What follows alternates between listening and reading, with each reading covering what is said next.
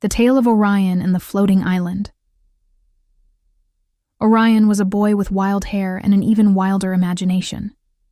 Every evening, after his chores were done, he would sit by the lake near his village and watch the stars reflect in the water. He loved to dream about faraway lands, hidden treasures, and magical places no one else believed in.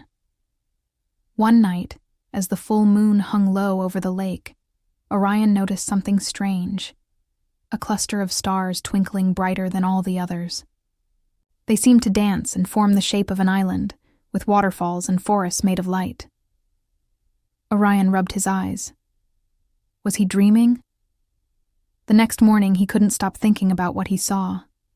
He decided to visit old Mira, the village storyteller, who knew every legend ever whispered in their town. "Ah," Mira said with a twinkle in her eye. "You have seen the map to the floating island. It only appears once every 100 years to a dreamer who truly believes."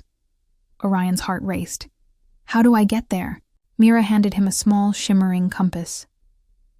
"Follow where the stars point. But beware. The island tests every traveler.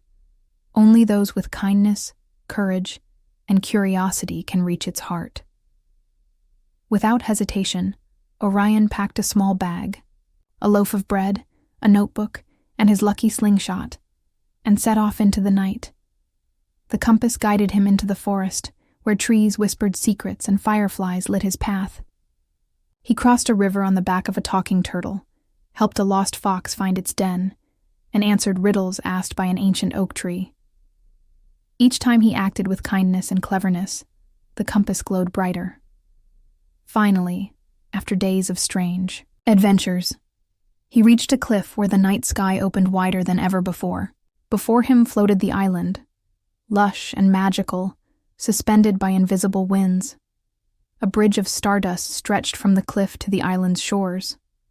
Orion took a deep breath and crossed. On the island, he found waterfalls that sang songs, gardens, where every flower held a memory, and libraries hidden inside glowing crystals. But the true treasure was at the island's center. A great, silver tree, taller than any building, whose branches touched the stars. The tree spoke to him, not in words, but in feelings. It thanked Orion for his heart and his bravery, and gifted him a single glowing seed. "When you plant this in your village," the tree seemed to say, "it will grow into a bridge between worlds, a way for dreamers to find magic again." Orion returned home, tired but filled with wonder.